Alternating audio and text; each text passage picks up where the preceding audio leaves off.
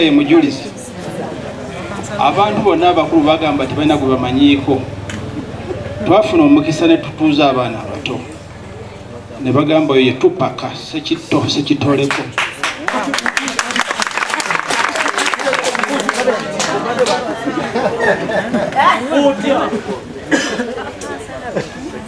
abaana bato basensula vidiyo yonna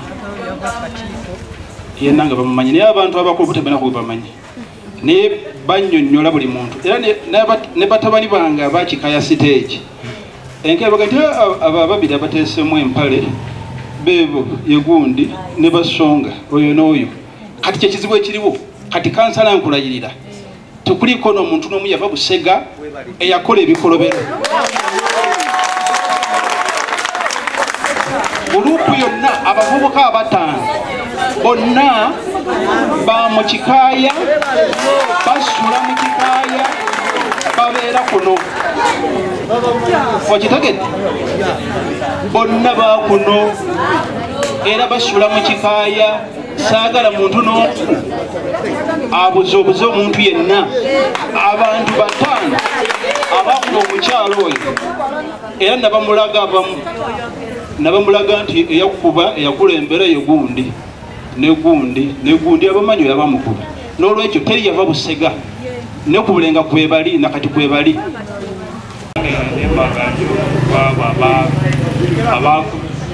abagwa mu babiri abakubiddwa ne babbibwa era yenkova eno gyemulaba lino lyali jjinja baalinkuba badde empezeza emyezi ena nga ndi wansi sente nyingi ezagenda ku ddwaliro naye saafuna mukisa okulaba kwabo abankolako ekyo era siina gwe mmanyi lwa nsonga ejjinja eryo lyampisa bubi nnyo nazirikirako namala kumpi weeks 2 nga zitegeera gwe basookererako ddala nga batandika okukuba ffe waffe eyo gwe batandikirako niwe bamubuuza nagamba yetamanyi kyaddako naye ekyannuma ng'akubiddwa atwaliddwa mu ddwaliro ate ne bamuteekako empingu kesi gyeri ku poliisi ye yennyini gwe bateekako empingu nti ate ye mubbi akantu ako kampisa bubi kubanga singa nali saaba lipooti nga kwerose awo ate kaali kaweddemu.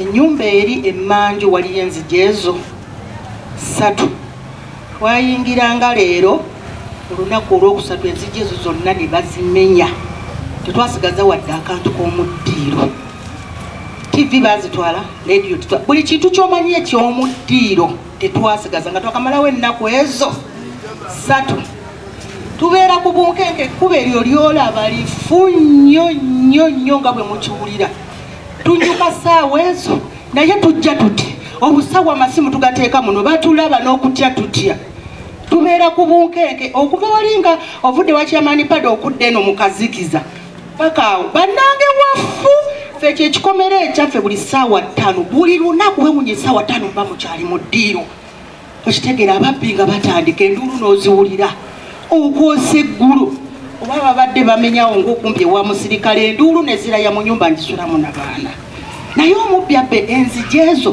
zonna n'azimenya mutasigaza kantu mu ddiiro ebintu tugula bigule kati nze ne mu kitundu ntyamu gwate sawa 2 tukomawo naatera okusenguka naye ogyendaga waliyo ababbi ne wano kisusse ekikomera wano wennyini wetusula we basiba basika obusawo ssaawa 5 nze mbadde ngenze nakukyala nkomye na mu kkubo ne bangamba lukiiko konze kaŋŋende tuli bubi nange tuli bubi wali wafu nnyo nga bwe mukiwulira abakyala basiba babasibako obusawo eggulo tadde tujja nga nkomyewo n'abaana bange essaawa 2 ku dduuka kakati abakyala nga banguwa nnyo ne ŋŋamba abaana bange akatundu bakamanyi mundayo oli namugamba tojjayo simu naffe netwanguwa nga tiwaliwo abatuvaako emabega tetukola ki tetubamanyi kakati ekirala bagamba bwe babeera 4 mu maaso wabeerayo 2 ng'oba omanyi otambula ne banno kumbe ne bano abali emabega nabo baki babbi okugira bwe kuti nga bakusseeko ssaawa 5 kino kyembagambe emmangawo wafunye nnyo nga bwe mukiwulira natuusa ebigere byonna binzimbi osula okuguna baakubadde okitegera oli munno bwakuba endulu toddawo okwebaka nze mbeeramu mu nnyumba n'abaana bange mwami wange tabeera kuno naye bannange mukole woba tosobodde totulugunya munno naffe tetuli bulungi bakyala tuli aloonire tuweerera abaana mu masomero ag'ebbeeyi tetuli bulungi abali obulungi bali waggulu tuli kansala togamba nti abantu sibawo ekirundi nakasingana bantu babiri emirundi ebiri nga besimanyiiko naye ababbi abasinga bonna bensiŋŋaana mbamanyi n'abakuba kazungu bansiŋŋaana nemisula wali wansi wakulobozaawo ku mwala awo bansiŋŋaana ne bambuuza obusajja obulabyeko nga nakatuka ku stage waggulu wali kuva niruwe kazungu nagira nga bati bankubye ekiganda abantu okuwa obujulizi ojjukirako ekikokweto kye twakola ekyalimu babinadamu ekiganda abantu okuwa obujulizi nti twakwata ababbi ne mukama nga oli yaliko oli mukubakwata waite wiiki 2 nga binadamu ali bweru kati omutajja kujja kuwa bujulizi ng'omubbi mumutadde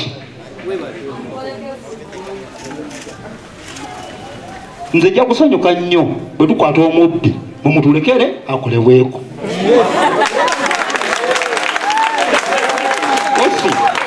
osi eno nkopo ogiraba yampingo nali nkuba mubbi olwe twabakwata nantega empingo nenjikubamu nga mpulira obusungu omukazi gwe babba yabamubira mu mafiina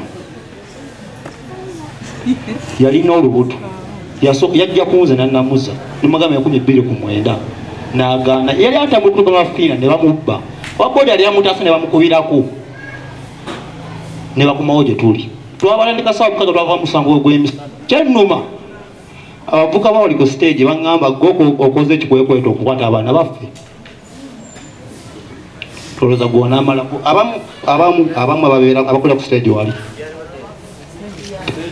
eyo eyawo mu bwagundi awo kikaaya si kirungi nze osinsabye omubbi yenna asomukagwa mu ngalo z'abatuuze mubamulekere oba mutuusa wati mutuuseewo mubamulekere ni basebo amanya gange nze Mbabazi Jane nakolera wali wansi ku kikayaawo primary ne secondary naye nga nsula eri wansi ku Waitenjo ewali amaka gange naye nange nze omu kubaawona okuttibwa ndoza wayiseewo wiiki nga 3 nali nzigalawo nga nva ku mulimu gwange nga ndi mukugalawo maze okunyigako ekufula esembayo abaana ne bafubutuka eno kuba bajja bwe bati bava ku waggulu eno ku secondary nga bajja gwali budde bwa mupiira oba gwali gwa Arsenal ne Maniu kati mala okunyigako bwenti ekufulu abaana nga bampita nga baŋŋamba anti konze wangi nga nkyuka nga nkola bwenti olabye omuntu gwe bakubidde wali ebase wali ali obubi abaana baali 5 naye mwalimu omuvubuka gwe nasinga okwetegereza adde saamanya nnyo saamulaba nnyo nti nsobomutegeera nga munene oyo omuvubuka yatuuka n'akutuga n'akukuba then abalala ne bakusika ne bakujjako akasawoko kati webajja webati nze nakoma okutegeera nga bankubye eno bankuba mu lubuto era nze kuno okutu kwange tekuwulira bulungi mala kola bwenti okuwulira nayisibwa bubi nnyo naye neebaza abatuuze yadde nakuba endulu ku ssaawa eyo saafuna ntaasa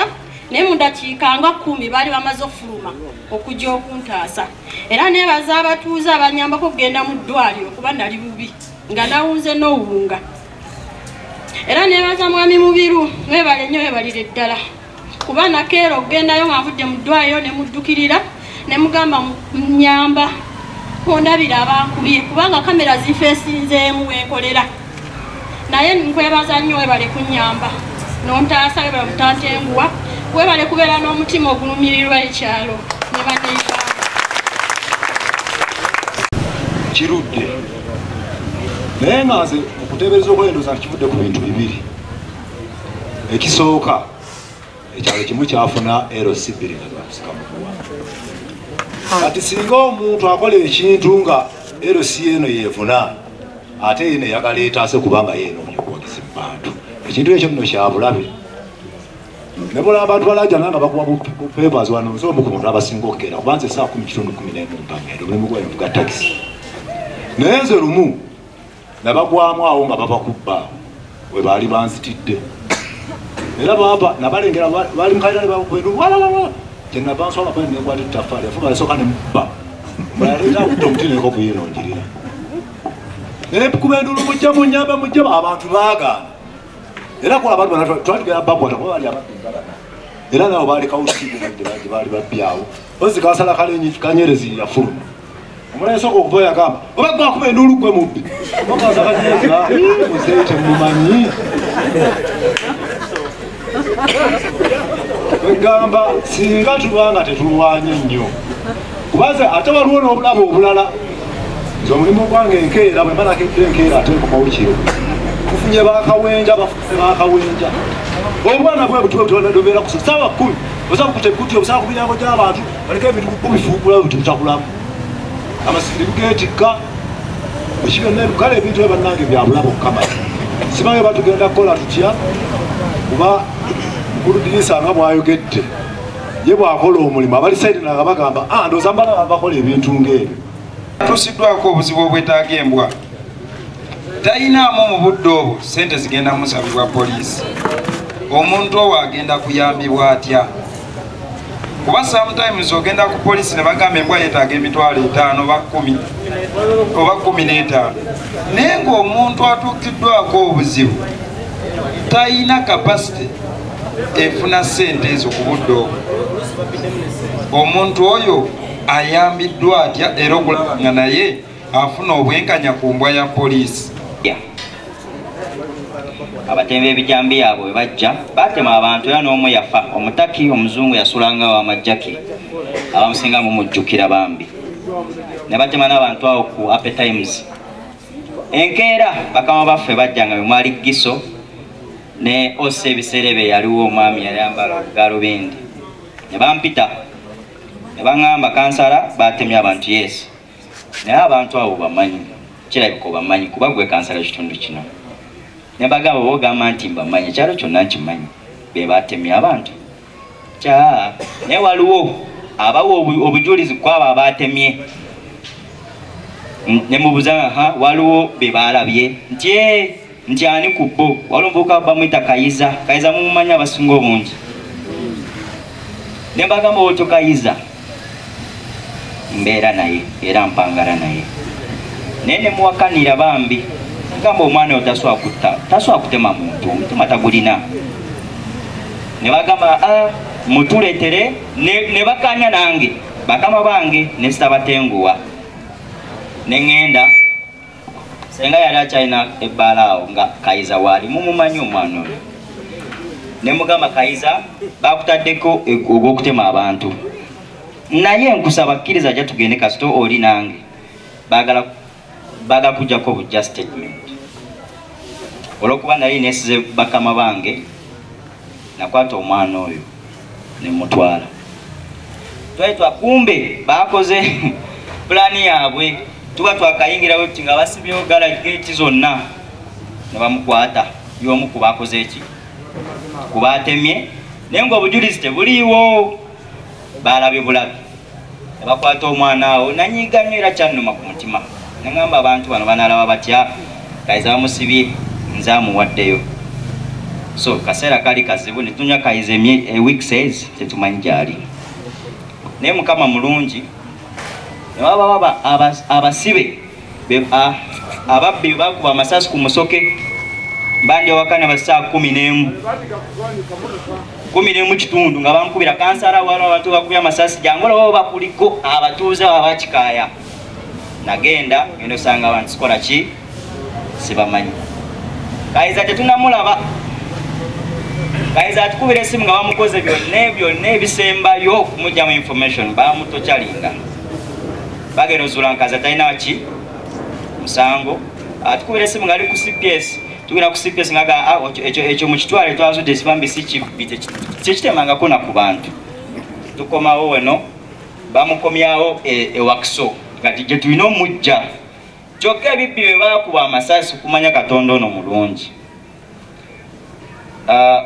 ekimu tekyafa nga bakijjanjabirawa Wakiso baba bali ku paredi bakama baabwe bali awo nga kiyimira kigamba kale mwe basirusiru kyabavuma nno mwe basirusiru mwe mukwata abaana b'abantu mbuba oyo omwana twali tutemyeko naye abantu tetutemangako na mwana oyo bantu ffe mu kisibe yaffe tugende tusavinga emusango gwaffe kibonerezo kyaffe n'omwana abandi mukole eki mute lwaki nagambye nti tulwengawo nnyo okufulumya ekigambo unless nga tulina obuki obujulizi ekyo saakyogedde nti mpagira abamenyi b'amateeka bannange naye nayogedde just okubeera conscious nga tonafulumya kigambo so mukama wange watwala security Musungwe Kikaya yonna okwetoola ne Innocent Piso mumumanyi siwe kiri kati agamba abatuuze abo saagala mubabuzeebuze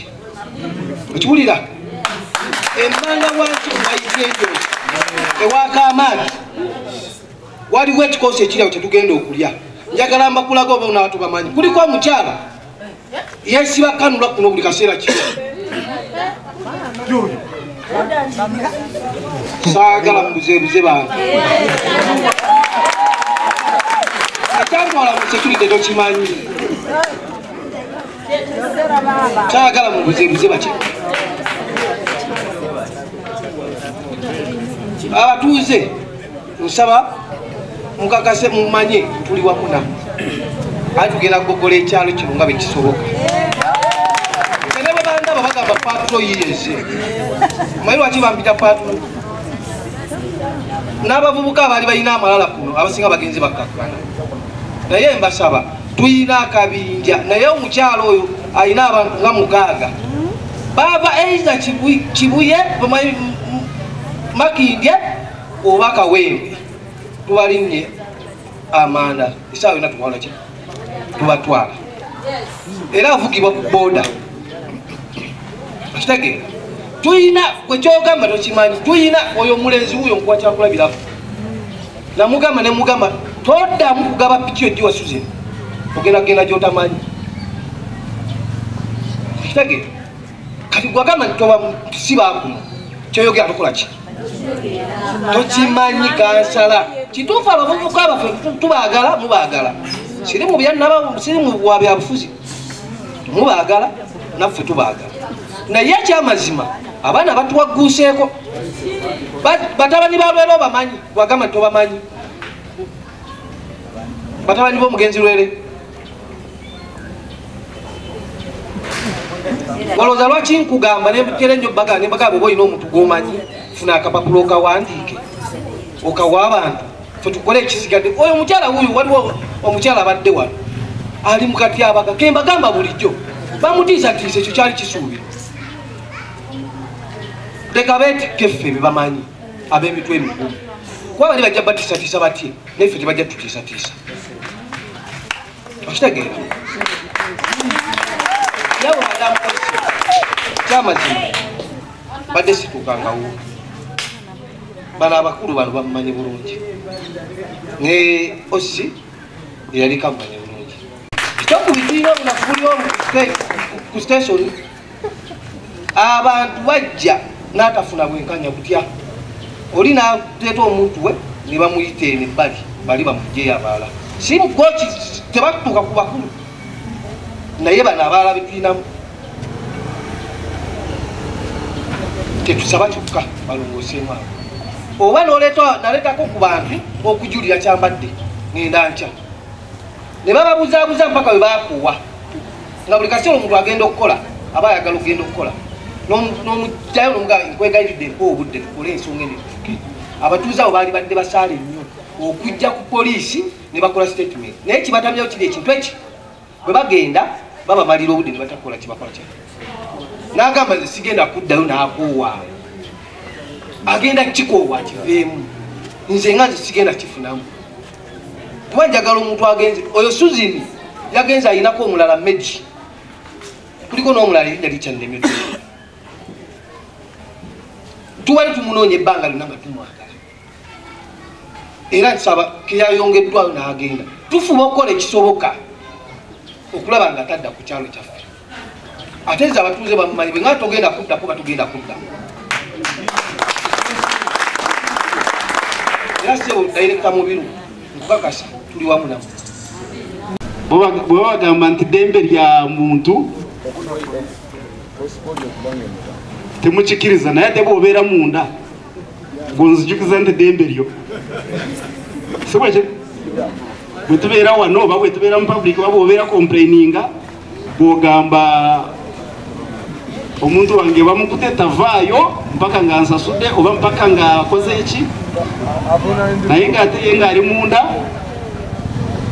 anzijukiza nti etteeka ligamba nti naki nti police bond ddembe lyange now mukula mu wisdom y'abatukulemberanga mu poliisi tugaidingidwa nti waliwo emisango gye tutasaagiramu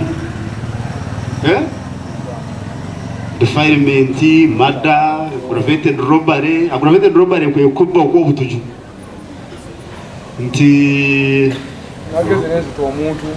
terrorism mugimanyi bagiyita capital offenses naye alina right yaki ya bond naye oyo ninawe nsobola okugamba nti lindako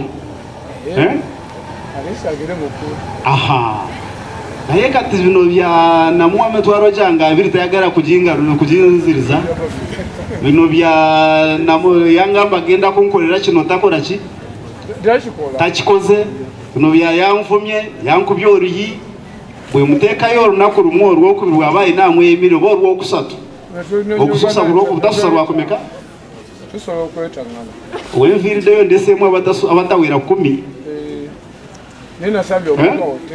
lwakuba ddembe lyabwe human rights tetuzogerako bwogezi nga zikwata nga tebinatukwatazijukira nga zikuteko nedda for us baturemindinga every day nti human rights must be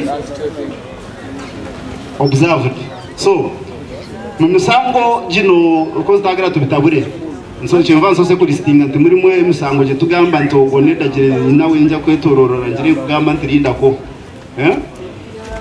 bwe twogera ku gino manya peva related manya bijambia era gigwamu aggravated robbery oba ne weberi robbery nga bali okubanga kifuba naye nga tebakozesa jambi oba tebakozesa mundu oba nyondo oba mutayimbwa nedda nabakabadia nze nterako tuyinza okubalaba engeri gye tubateekawa tujja kubatumba babijambiya wadde tebabadde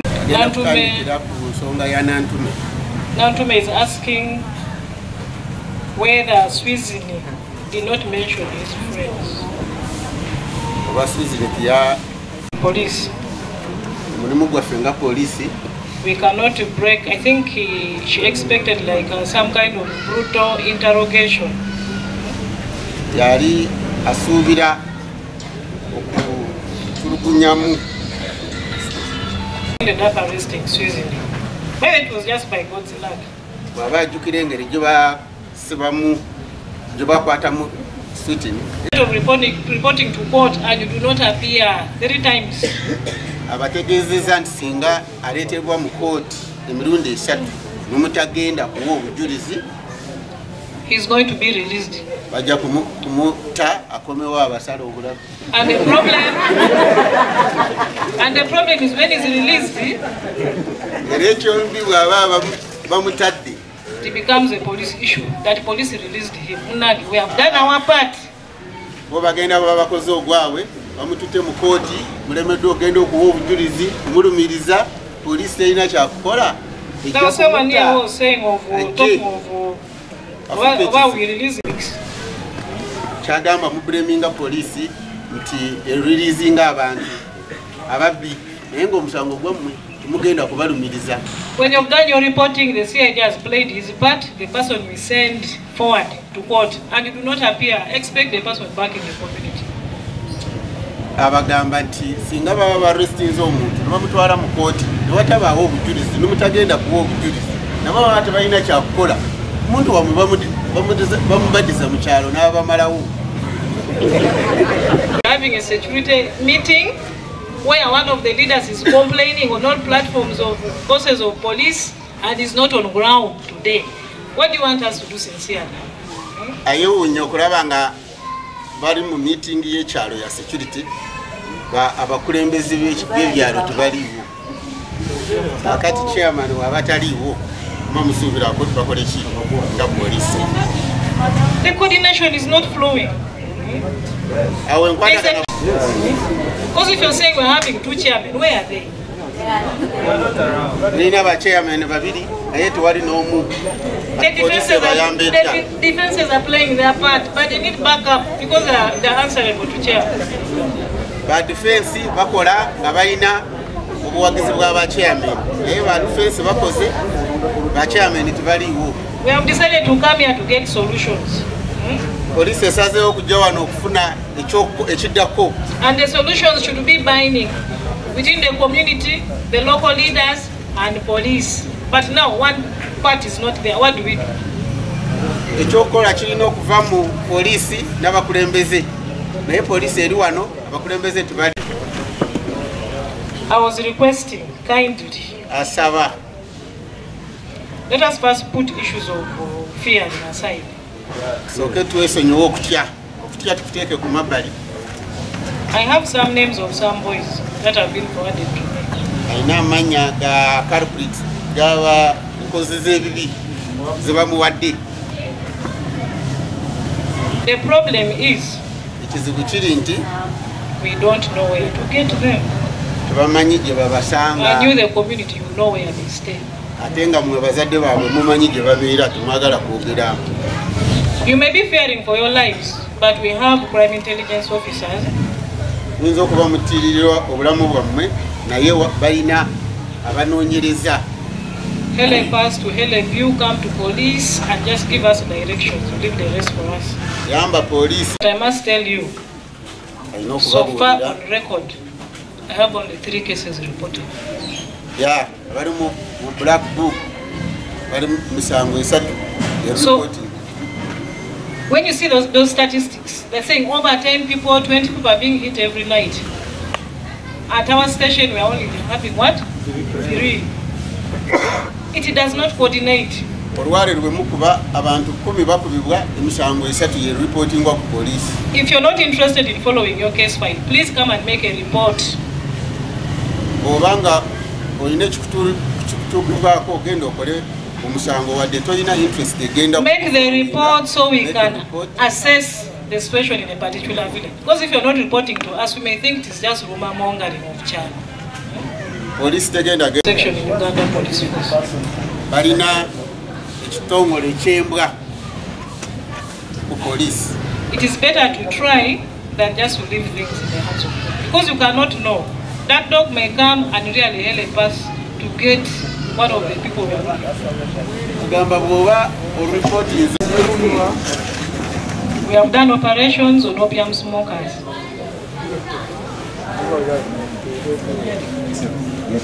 Bakoze okunoonyereza. And I'm telling you, abakakasa, we have produced these people up to court level. Abantu abo bamu babatute mu kooti. But some of you here, you even got the bribe up to court. Era mugenda ne mu kooti nemuwaayo embuzi. It is so annoying that we have taken people in the morning, they have appeared, then in the evening they are coming. I find they have come to look for my phone. Era abapoliisi nabo benyamivu kulabika nga batwala abantu mu kooti mu makya ate nemuddayo nemuwa embuzi nemubakomyawo. Watujja ku makya akawungeeza mugamba fandi akasimu kange badde nkanonye badde nsuubira oli kitali ate kakati oluwano. It is very annoying by you. At times you can be like, oh, you should just begin shooting people what I don't even understand. Kinyiza era mujja kwesanga nga bakubya abantu to leave these people to go and be educated from there. 3 months is okay, the community will be safe. They will come back when they have reformed. If they begin their bad manners, we carry them back there. Don't go and rescue them when you really know that they're criminals. give us a lot of work and a lot of blames. Agamba enkozi z'ebibi muzireke zigende eri bagiyita University of Understanding. Mubaleke bagende bayige bakyuke bakomewo mu kitundu nga batiridde. And I found that there is curfew in Bulenga, which is supposed to begin at midnight. Yajja mu Kikaaya mu Bulenga n'asanga nga waliwo curfew.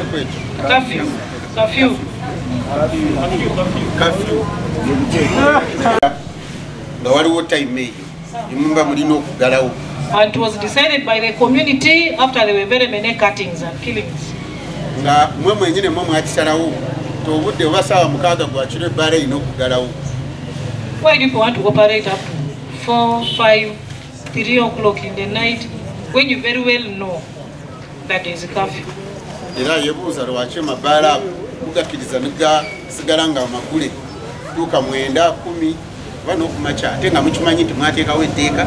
We shall spoil your business because you shall be carrying your customers every day before you realize you're out of business because you don't want to cooperate with us.